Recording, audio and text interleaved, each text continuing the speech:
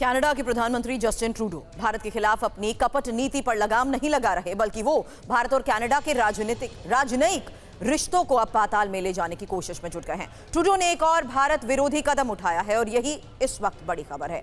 Trudeau ने immigration की नीति में अस्थायी बदलाव किए हैं। उन्होंने ऐलान किया कि अगले साल से विदेशी अस्थायी कर्मचारियों की संख्या में कटौती की जाएगी और ट्रूडो ने यह भी कहा कि अब कनाडाई कंपनीज को कनाडाई नागरिकों को नौकरी में प्राथमिकता भी देनी होगी। उन्होंने इस कदम को कनाडा फर्स्ट का नाम दिया है। इसके तहत कंपनीज को यह भी साबित करना होगा कि उन्हें नौकरी के लिए योग्य कनाडाई नागरिक नहीं मिले, तभी वो विदेशी अस्थायी कर्मचारियों को नियुक्त कर सकेंगे। अब कनाडाई प्रधानमंत्री ट्रूडो के इस फैसले का सबसे ज्यादा प्रभाव भारतीय स्टूडेंट्स और अस्थायी कर्मचारियों पर पड़ेगा। 2023 में कनाडा में 1,83,000 विदेशी अस्थायी कर्मचारी थे, जिनमें से 27,000 भारतीय थे। इनमें से करीब 22,000 से ज्यादा भारतीय स्टूडेंट्स हैं, जो अस्थायी रूप से काम करके अपनी पढ़ाई और दूसरे खर्च भी निकालते हैं। ट्रूडो के इस नए फैसले से भारतीय स्टूडेंट्स को दिक्कत आ सकती है और रोजगार के अवसर भी सीमित हो जाएंगे। अब पहले सुनिए जस्टिन ट्रूडो ने इस विवादित फैसले के ऐलान के दौरान आखिर कहा क्या। अब कनाडा में इमिग्रेशन के इस नए नियम के बारे में इंफॉर्मेशन वॉल पर एक एक डिटेल आपके सामने, और उसके बाद एक्सपर्ट से ये सवाल भी, क्योंकि भारतीयों पर इसका असर पड़ेगा, ये असर क्या हो सकता है उस लिहाज से भी इंफॉर्मेशन, क्योंकि स्टूडेंट्स और वर्कर्स के लिहाज से ये इंफॉर्मेशन आपके सामने, क्योंकि यूनिवर्सिटीज में एडमिशन लेना जाहिर सी बात है मुश्किल हो जाएगा और फिर जॉब ढूंढने में भी मुश्किल आ सकती है। इंपॉर्टेंट यह है कि स्टडी परमिट लेना भी मुश्किल हो सकता है और कंपनीज स्थानीयों को ज्यादा अगर तवज्जो देती है तो जाहिर सी बात है मुश्किल इस लिहाज से भी सामने आ सकती है। इमिग्रेशन के इस नए नियम के तहत एडमिशन के लिए भी प्रतियोगिता बढ़ जाएगी। जाहिर सी बात है कंपटीशन लेवल भी बढ़ेगा और वीजा के लिए भी लंबा इंतजार करना होगा। अब कनाडा में इमिग्रेशन के इस नए नियम के तहत ही भारतीयों पर असर को देखते हुए स्टूडेंट्स और वर्कर्स के लिहाज से ये इंफॉर्मेशन आपके सामने रखी गई है, क्योंकि ये टाइमिंग इंपॉर्टेंट है जिस तरीके का ये फैसला लिया गया है। सबसे पहले सवाल सुशील सर आपसे, किस तरीके से आप इस फैसले को देखते हैं? क्योंकि ट्रूडो की तरफ से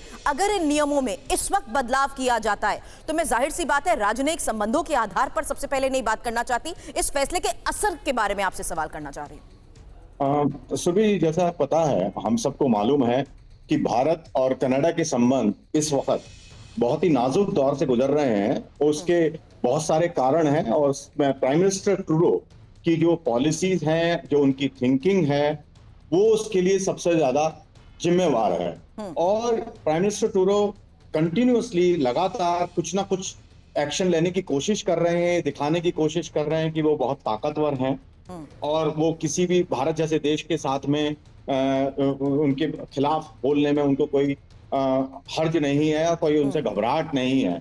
जबकि सत्यता ये है कि वो अपनी कुर्सी बचाने के लिए ये सारे प्रचंड ये जो सारी कोशिशें कर रहे हैं, वो अपनी कुर्सी बचाने की कोशिश के लिए कर रहे हैं, क्योंकि उनकी अपनी पार्टी में उनके जो एमपीज हैं उनका विरोध करने लगे हैं। और लगातार पिछले जितने भी पोल हुए हैं, ओपिनियन पोल हुए हैं, उनमें उनको क्लियरली दिख रहा है कि उनकी पार्टी इलेक्शन नहीं जीत पाएगी। तो और ये जो है खालिस्तानी जो समर्थक हैं, उनके ऊपर उनका सपोर्ट इनको मिला हुआ है और उसके बलबूते पे चाहते हैं कि वो जो है जितने भी भारतीय वहां पर हैं, कि अबाउट 1.1 मिलियन के करीब 11 लाख जो है भारतीय वहां कनाडा के नागरिक हैं। और वो सोचते हैं कि 20,000 आदमियों को अगर वो अपनी तरफ कर लेंगे और उनके समर्थन ले लेंगे तो वो 11 लाख लोग उनके साथ में हो जाएंगे, जो उनकी बहुत बड़ी गलतफहमी है। जब इलेक्शन होंगे, होपफुली वो पता नहीं जो उनके हालात हैं कि वो इलेक्शन खुद प्राइम मिनिस्टर के तौर पे लड़ पाएंगे या नहीं। तो पार्टी के भीतर इस्तीफे का दबाव और साथ ही चुनाव में हार की आशंका को देखते हुए अगर इस फिराक में है ट्रूडो की इस तरीके से नियम बदलकर वो भारत और भारतीयों पर किसी तरीके का कोई असर डाल सकते हैं, इसको लेकर अगला सवाल करने से पहले सर एक और फैक्ट आपके सामने। आपने खुद कहा कि 11 लाख वहां पर भारतीय अगर है तो कनाडा सरकार ने अगले कुछ वर्ष में स्थायी निवास यानी पीआर देने की सीमा का भी अब ऐलान किया है। इसमें ये इंफॉर्मेशन आपके सामने उस लिहाज से, जहां देखिए 2025 में 3,95,000 और 2026 में 3,80,000 और 2027 में 3,65,000 लोगों को स्थायी निवास दिया जाएगा। अब अस्थायी कर्मचारियों की संख्या में कटौती का यह फैसला, यह निर्णय स्थायी निवास की प्रक्रिया को भी प्रभावित कर सकता है और हर साल लाखों भारतीय कनाडा जाते हैं, कनाडा की अर्थव्यवस्था को बढ़ाने में अपना योगदान देते हैं। कनाडा सरकार के नए फैसले से कनाडा जाने वाले भारतीयों की तादाद में भी असर पड़ सकता है।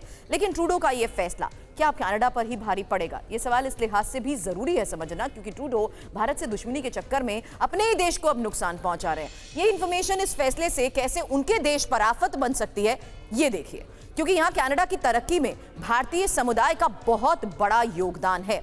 इसमें खासकर टोरंटो के साथ साथ वैंकूवर और मॉन्ट्रियल में भारतीयों का रियल एस्टेट के साथ साथ बिजनेस में भी अच्छा खासा प्रभाव है। भारतीय मूल के लोग शिक्षा, व्यवसाय, मेडिकल और तकनीक के क्षेत्रों में भी सक्रिय हैं। कनाडा में ही भारतीय पेशेवरों की मांग भी बढ़ती जा रही है और भारतीय स्टूडेंट्स की वजह से कनाडा की एजुकेशन इंडस्ट्री भी चलती है। नए नियमों से कनाडा की अर्थव्यवस्था पर जाहिर सी बात है असर पड़ेगा। लेकिन इस बीच कनाडा में पूर्व राजदूत संजय वर्मा का बड़ा बयान भी जान लीजिए। कनाडा में खालिस्तानियों ने तलवार से हमला किया है। 2 इंच दूर तक आई खालिस्तानियों की तलवार। भारतीयों के एक समारोह से निकलते समय हमला किया गया।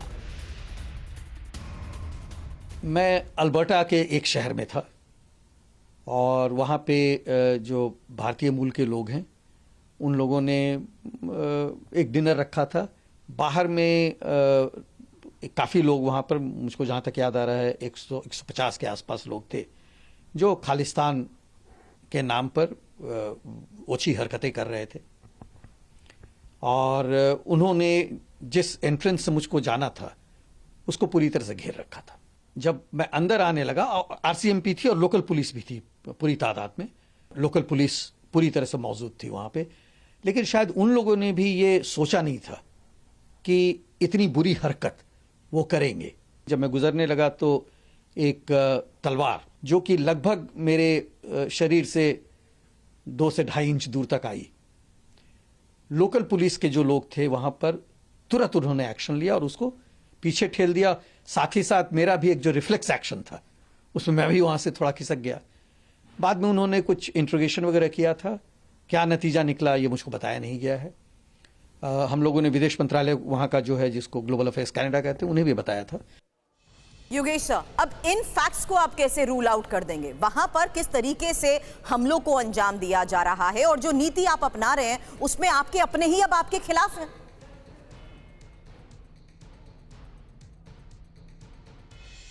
योगेश सर, सवाल आपसे। मेरे से जी ओके। देखिए, ये एक बहुत विचित्र मुझे लगता है योगेश सर को मेरी आवाज नहीं जा रही। डेनी सर, मैं ये योगेश सर से इसको लेकर सवाल कर रही थी। Am I audible sir? I think उनको आवाज नहीं जा रही, but of course sir, Danny sir please आप भी अपना ओपिनियन रख सकते हैं, बताएं। या श्योर। ये जो अभी एम्बेसडर का जो अभी बयान देखा है, अगर आप देखेंगे ना, इस तरह का हरकत किसी भी देश में किसी भी एम्बेसडर के साथ नहीं हुआ है। हमारे यहाँ पे भी इंडिया और पाकिस्तान के साथ देख लीजिए, जब जंग भी होता है, चाहे वो इंडियन एम्बेसडर वहां हो, वहां के एम्बेसडर यहाँ हो, इस तरह की हरकतें हमने कहीं नहीं देखी। यूएस और रशिया के बीच में इतना बड़ा प्रॉब्लम चलता रहता है, वहां के भी एम्बेसडर्स जब रहते हैं तो इस तरह का एक हरकत कहीं पे नहीं। डिप्लोमेटिक प्रोटेक्शन या एक चीज होती है जो कि हर राज्य में उसको पालन किया जाता है, और वहीं पर हम देख रहे हैं कि कनाडा में कुछ सालों से और रादर कुछ महीनों से इस तरह से एम्बेसडर्स के जो डिप्लोमेट्स हैं उनके पोस्टर्स लगाए जाते हैं और उसमें बुलेट्स का मार्क दिखाया जाता है और खुलेआम उनको मारने की धमकी दी जा रही है। ये मेरे ख्याल से एक बहुत ही गंभीर और ये इसका डायरेक्ट रेस्पॉन्सिबिलिटी जस्टिन ट्रूडो का जो गवर्नमेंट है, और खास तौर पे जस्टिन ट्रूडो ने जिस तरह से वहां के जो आतंकवादियों को बिल्कुल जो खुली छूट दी हुई है, उसी की वजह से है कि लोग आज डर नहीं रहे उनको आगे आके इस तरह के हरकतें करनी। इट्स अ डायरेक्ट रिफ्लेक्शन मैं कहूंगा कि जस्टिन ट्रूडो का जिस तरह के नीतियों ने उन्होंने अभी तक हमारे भारत के साथ किया है, उसी का एक रिफ्लेक्शन है ये। ठीक है, मैं जल्द आपके पास वापस लौटती हूँ। And sorry Sushil sir for the mistake that I did. मेरा सवाल आपसे इसी को लेकर था क्योंकि यहाँ पर जिस लिहाज से अभी फैसले लिए गए हैं उसमें ना सिर्फ इस तरीके की बयानबाजी और इस तरीके के मामलों को देखते हुए ही खुद ट्रूडो के अपने ही उसके खिलाफ भी अब बोल रहे हैं। लेकिन इस बीच आज की एक और सबसे बड़ी खबर का मैं रुख करना चाहूंगी और उसके बाद एक्सपर्ट से करूंगी सवाल। जहां खबर एलएसी पर भारत विजय की, और आपको बता दें एलएसी पर चीन को पीछे हटना पड़ा है और 2020 में गलवान झड़प से पहले जो स्थिति थी वही स्थिति फिर से होने जा रही है। इसकी शुरुआत हो गई है और पूर्वी लद्दाख में एलएसी पर भारत और चीन के बीच डिसएंगेजमेंट यानी सैनिकों की अपनी जगह पर आने की प्रक्रिया शुरू हो चुकी है। ब्रिक्स में प्रधानमंत्री मोदी और चीनी राष्ट्रपति की मुलाकात से पहले एलएसी पर तनाव कम करने की पहल की गई और दोनों देशों की सेनाओं ने फैसला किया कि 4.5 साल पुरानी स्थिति पर फिर बहाल की जाएगी और अब यह काम कैसे शुरू हो चुका है यही खबर है।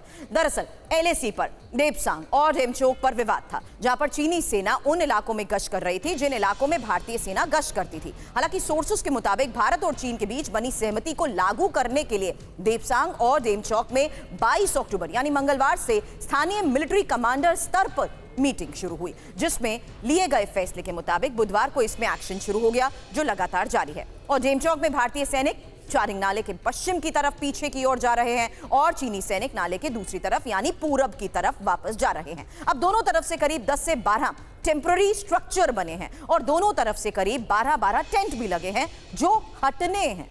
अब देपसांग में चीनी सेना के टेंट नहीं है, लेकिन उन्होंने गाड़ियों के बीच में तिरपाल लगाकर टेम्पररी शेल्टर बनाए हैं। गुरुवार को यहां से भी चीनी सैनिकों ने अपनी कुछ गाड़ियां कम की। भारतीय सेना ने भी कुछ सैनिकों की संख्या कम कर दी है। ये प्रक्रिया पूरी होने के बाद देपसांग और डेमचोक में अगले 4 से 5 दिनों में पेट्रोलिंग शुरू होने की भी उम्मीद है। हालांकि डिनी सर, इसको लेकर आपसे मैं एक सवाल करना चाहती हूँ, लेकिन उससे पहले एक मैप इंफॉर्मेशन वॉल पर दर्शकों को यह समझाने के लिए कि एलएसी के किन इलाकों में डिसएंगेजमेंट की ये प्रक्रिया की शुरुआत हो चुकी है। और इंफॉर्मेशन वॉल पर यह मैप आपके सामने, क्योंकि इन जगहों से सेना हटेगी। वो जगह है दौलत बेग ओल्डी डेमचोक, ये लोकेशन जो आपको यहां पर हम दिखा रहे हैं। हालांकि इसमें इंपॉर्टेंट यह भी है कि जो अभी तक 4.5 साल पुरानी स्थिति थी उसको बहाल करने का फैसला लिया गया है। तो उस लिहाज से ये जगह 2024 में लिए गए फैसले के लिहाज से डिनी सर समझाइए, क्योंकि फैसला और फैसले को देखते हुए दोनों की डायलॉग और डिप्लोमेसी को लेकर तो मैं सिंगल सर से सवाल करूंगी, लेकिन आपसे मैं ये जानना चाहती हूं कि सिक्योरिटी स्ट्रक्चरल को कैसे समझा जाए।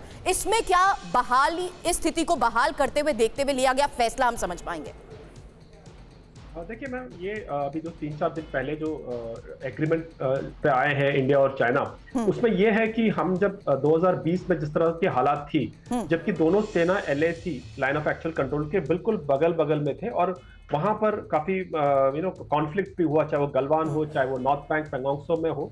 लेकिन उसके बाद जब लगातार जो है वो एक मिलिट्री और डिप्लोमेटिक तरीके का जो चैनल था वो लगातार चल रहा था और इसी की वजह से 21 बार कोर कमांडर लेवल की बातें हुई है और उसी के मेरे ख्याल से 16 या 17 बार जो वर्किंग ग्रुप है उन्होंने भी वो भी मिले थे। तो टाइम टू टाइम क्या हो रहा था कि हर जगह से एक डिसएंगेजमेंट, मतलब सेना जो है पीछे हटने की एक प्रक्रिया पर एक हरकत हो रही थी। लेकिन और जैसे ये 2020 में जब हुआ, तकरीबन 7 ऐसे जगह थे जहां पर ये फ्रिक्शन पॉइंट या जैसे झड़प जहां हुई थी वहां पर सेना जो है आमने सामने थी। 5 ऐसे जगहों में पिछले 4 साल या 4.5 साल से वो पीछे हट गए थे, चाहे वो 2000 चाहे 2100 इस तरह से करते करते। लेकिन 2 ऐसा जगह है, चाहे वो देपसांग हो चाहे डेमचोक हो, ये 2 जगह ऐसी थी जहां से सेना हट ही नहीं थी। और इस एग्रीमेंट के मुताबिक इस जगह से सेना अब पीछे हटेगी। और जैसे आपने अपने रिपोर्ट में बताया कि पहले वो टेंट जितने थे वो टेंट हटेगा, फिर सेना कुछ पीछे जाएंगे और दोनों तरफ से वेरिफिकेशन होगा कि कितने पीछे गए, कौन कौन गए। तो दोनों तरफ से जो है वो वेरिफिकेशन साथ साथ पीछे हटने की प्रक्रिया स्टार्ट होगी और उसके बाद पेट्रोलिंग स्टार्ट होगा, ताकि ये जो है नॉर्मल प्रोसेस की तरह जैसे पहले होता था पेट्रोलिंग, उस तरह से एक वापसी का एक प्रक्रिया का स्टार्ट है ये। ठीक है single sir, how do you witness this situation, क्योंकि यहाँ पर क्या वाकई भारत और चीन के बीच अगर डायलॉग और डिप्लोमेसी के लिहाज से देखें तो इसको एक पॉजिटिव अप्रोच के तहत देखा जा रहा है? ये बिल्कुल एक बहुत बड़ा पॉजिटिव डेवलपमेंट है। और हमें, जैसा कि चाइना के बारे में हमें मालूम है, जिस तरह की उन्होंने पॉलिसी अपने नेबर्स के साथ में इम्प्लीमेंट किए हैं, उसके लिहाज से ये एक बहुत बड़ी उपलब्धि है कि चाइना फाइनली एग्री कर गया अपने आप को पीछे हटाने के लिए। जब ये पहली बार ऐसा हो रहा है कि चाइना जो है जिस एरिया में उन्होंने अपने आप की बढ़त कर ली थी उससे पीछे हटने के लिए तैयार हुआ है। क्योंकि आपने देखा कि बाकी फिलीपींस या इंडोनेशिया के साथ में जो इनके झगड़े चल रहे हैं या सिंगापुर के साथ झगड़े चल रहे हैं, उसमें फिलीपींस को उन्होंने बिल्कुल अलाउ नहीं किया कुछ भी करने के लिए। उनके साथ में उनकी झड़प बड़प भी हुई थोड़ी बहुत। लेकिन भारत के साथ ये जो अब ये डिसएंगेजमेंट हुआ है, तो ये एक बहुत बड़ा डेवलपमेंट है। क्लियरली शो करता है कि जो है चाइना को रियलाइजेशन हो गया है कि भारत जो है अपनी हितों की रक्षा के लिए किसी भी हद तक जा सकता है। राइट। और चाइना के लिए बहुत बड़ा मुश्किल हो रही थी कि भारत उनके साथ में किसी भी तरीके से उनका सहयोग करने के लिए तैयार नहीं था। तो इंटरनेशनल लेवल पे भी उनको बहुत समस्याओं का सामना करना पड़ रहा था। तो इतने समय तो लगा, इसमें 4-5 साल का लगा हमें समय, क्योंकि हमें ये रियलाइज करना चाहिए कि जो एलएसी है वो नॉर्मल एलएसी नहीं है।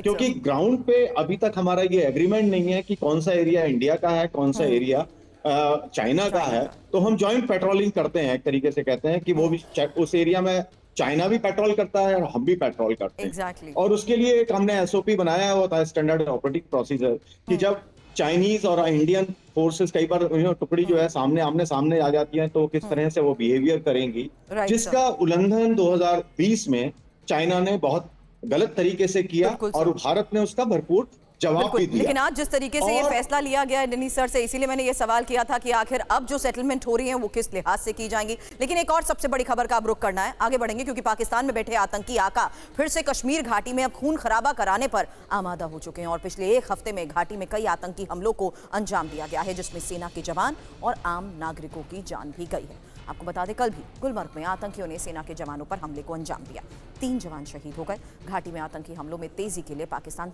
जिम्मेदार है, लेकिन घाटी में खून बहाने वाला एक भी आतंकी जिंदा नहीं बचेगा, क्योंकि भारतीय सेना एक्टिव है और एक आतंकवादी से शहादत का हिसाब लिया जाएगा। अब एलओसी पर तलाशी अभियान कैसे शुरू हो गया है, बड़ी खबर आपको बता दें, क्योंकि आतंकवादियों की तलाश में इस ऑपरेशन को लेकर खबर आ रही है, जहां हमला स्थल के आसपास के रास्ते को सील कर दिया गया है। खुफिया इनपुट भी जुटाया जा रहा है। जम्मू कश्मीर के गुलमर्ग आतंकी हमले पर जो खबर आ रही है, उसके मुताबिक फायरिंग में घायल तीसरा जवान शहीद हो गया है और हमले में 3 जवान की शहादत की खबर है, जबकि 2 पोर्टर की भी मौत हुई है।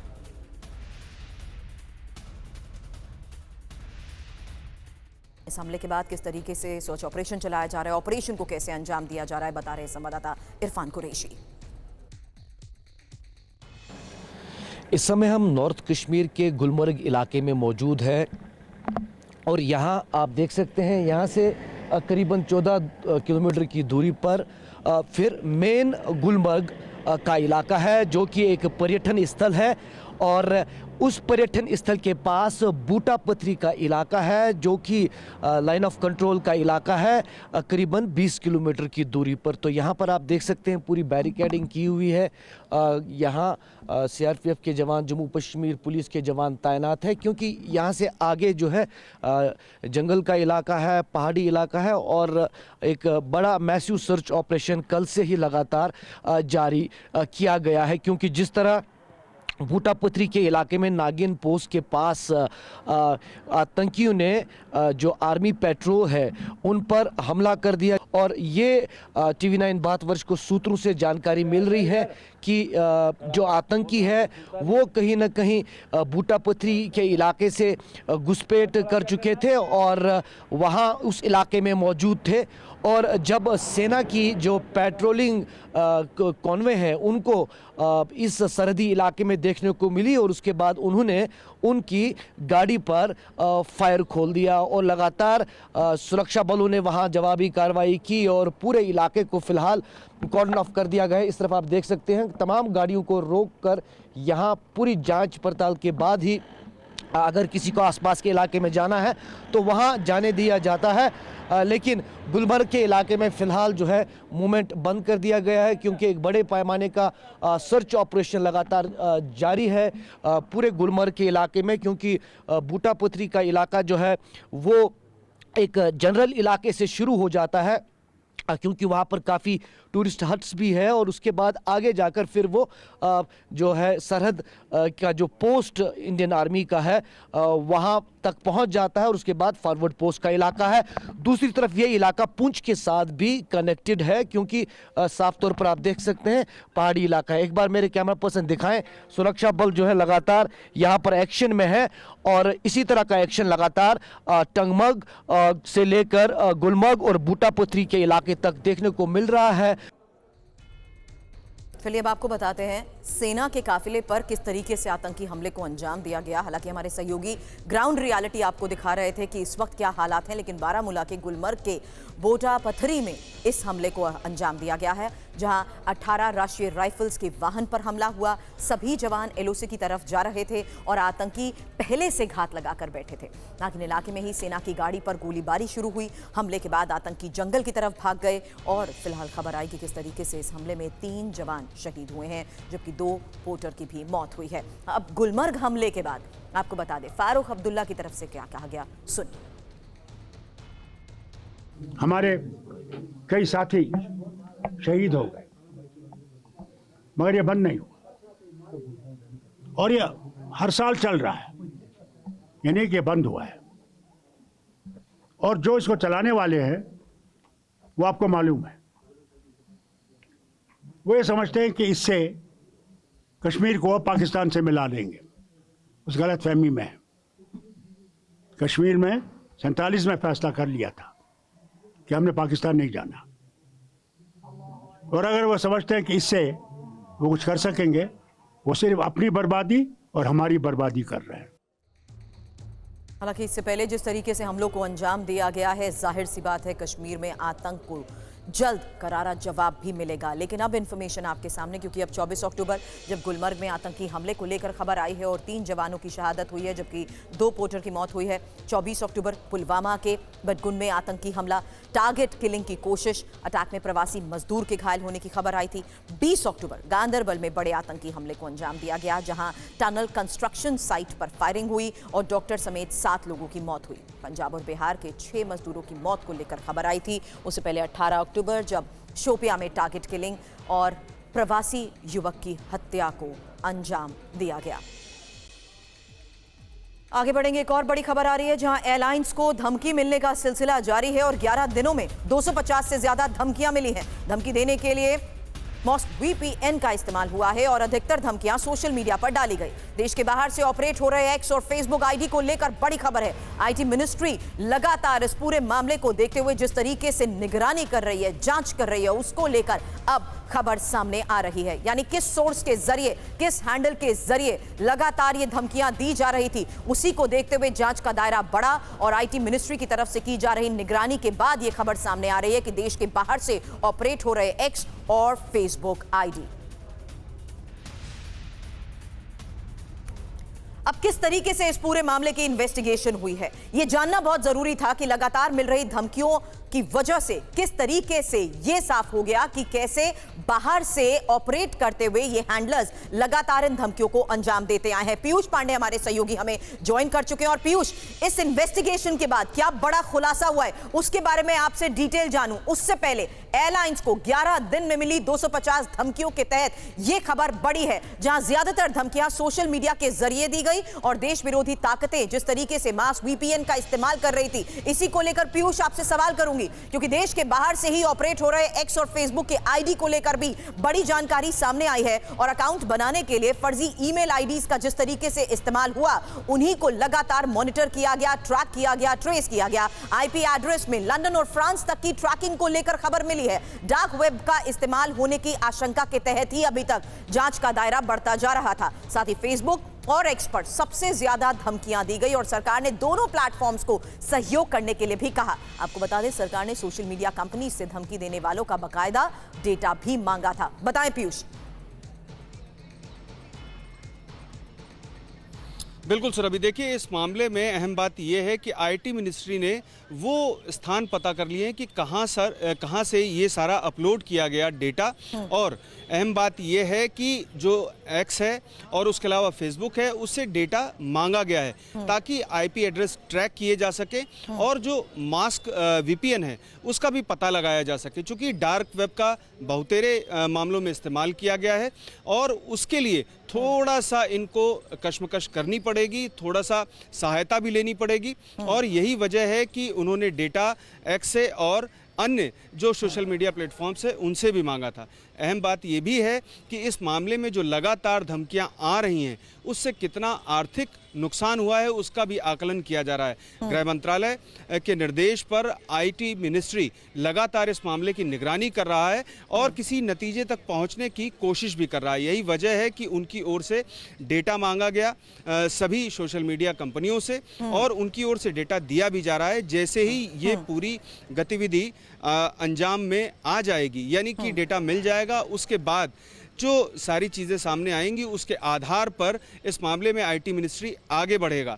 जो अभी तक नतीजे सामने आए हैं उसमें यह है कि जो फ्रांस है, लंदन है और जो यूरोप के कई अन्य देश हैं वहाँ से ये सारे मेल किए गए या फिर अन्य सोशल मीडिया के जरिए जैसे एक्स के जरिए ये धमकियां दी गईं और इसकी वजह से बहुत सारे जो पैसेंजर्स थे उनको परेशानी झेलनी पड़ी और एयरलाइंस को खास तौर पर इस मामले में अपने प्लेन्स को रोकना पड़ा। बिल्कुल जी सुरभि, बिल्कुल जांच का दायरा जिस तरीके से बढ़ रहा था, ये जो मास्क वीपीएन जिसका जिक्र यहाँ पर पीयूष कर रहे थे और जो खबर मैं आपको बता रही थी, आपको बता दूं ये वर्चुअल प्राइवेट नेटवर्क होता है जिसका इस्तेमाल करते हुए जो आईपी एड्रेस है उसको मास्क कर दिया जाता है। इसलिए ये इंपॉर्टेंट है कि जिस तरीके से उस प्राइवेट डेटा को कवर मास्क कर दिया जाता है, उसे हाइड कर दिया जाता है, तो उस तक पहुंचने के तहत ही लगातार ये सहयोग और अपील भी की जा रही है क्योंकि यहाँ देश के बाहर के इन प्लेटफॉर्म्स के जरिए ही ज्यादातर सोशल मीडिया पर धमकियां मिली हैं, जिसके तहत अब यह खबर सामने आ रही है कि किस तरीके से उन्हें ट्रैक और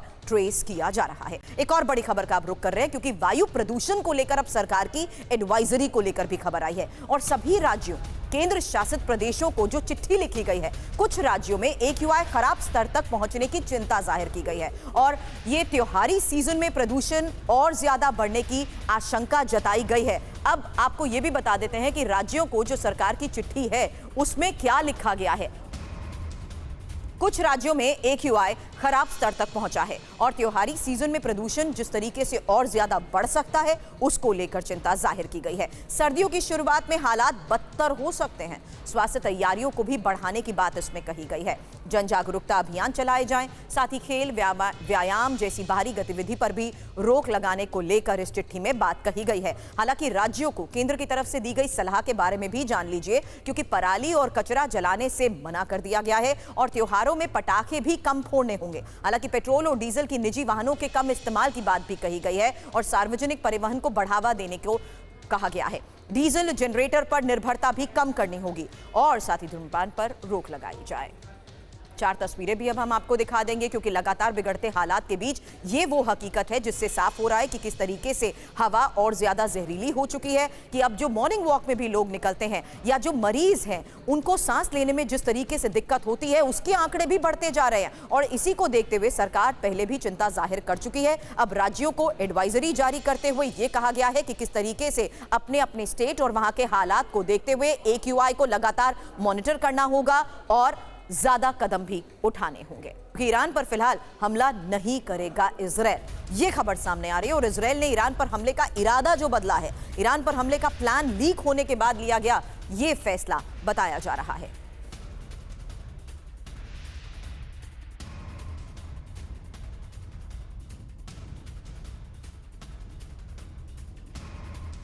तो देखिए किस तरीके से ईरान पर हमले के प्लान को लेकर लीक होने के बाद इजराइल ने अब फिर बदलाव किया है और जाहिर सी बात है इजराइल लगातार हमलों को लेकर बनाई जा रही योजना के तहत भी बयान सामने रख चुका है, जिसके तहत यह माना जा रहा था कि इजराइल ईरान के ऑयल डिपो को टारगेट करेगा, ऑयल रिफाइनरीज को टारगेट करेगा। लेकिन अब खबर यह सामने आ रही है कि ईरान पर हमले का प्लान लीक होने के बाद फैसला बदल दिया गया है। आखिर क्यों बदला हमले का प्लान, ये अब आप जान लीजिए क्योंकि हमले से जुड़ी जानकारियां लीक हो गई, ईरान को तैयारी का मौका मिल गया, इजराइल को बड़ा नुकसान भी हो सकता था। हालांकि जिस तरीके से ये दावे किए जा रहे हैं उसके तहत अगला सवाल यही है कि अब आगे होगा क्या, क्योंकि इजराइल की सेना नया प्लान तैयार करेगी और ईरान पर हमले की नई रणनीति को लेकर भी खबरें सामने हैं। ईरान पर अचानक बड़ा हमला होगा ये दावा किया जा रहा है और इसमें जरूरी बात यह कि अमेरिका में राष्ट्रपति चुनाव के बाद ईरान पर हमला संभव है। हालांकि लेबनान और सीरिया पर जारी रहेगा हमला। और इजराइल पर हिजबुल्लाह के विध्वंसक हमले को लेकर भी अब खबर आई है, जहां इजराइल पर रॉकेट और ड्रोन से हमलों को अंजाम दिया गया। हिजबुल्लाह के हमलों से पहले इजराइल की ये तस्वीर देखिए।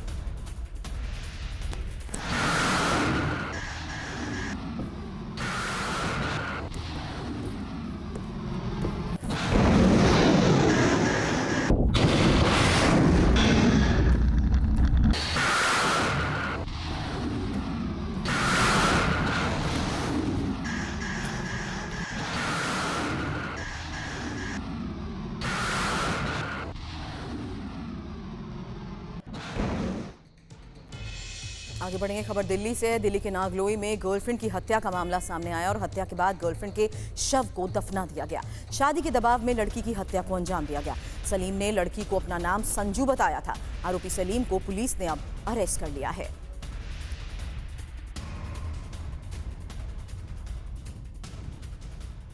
पूरा मामला भी आपको बता देते हैं, क्योंकि करवा चौथ के दिन गर्लफ्रेंड के मर्डर को अंजाम दिया गया और दिल्ली के नागलोई में गर्लफ्रेंड की हत्या को लेकर जांच के बाद बड़े खुलासे हुए हैं। हरियाणा के रोहतक में शव को दफनाया गया। लड़के ने अपनी पहचान छिपाई।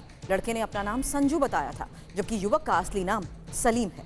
लड़की 7 महीने से प्रेग्नेंट थी। शादी के लिए दबाव बनाने पर हत्या को अंजाम दे दिया गया। सलीम को पुलिस ने गिरफ्तार कर लिया है। सलीम के घर पर फिलहाल ताला लगा है।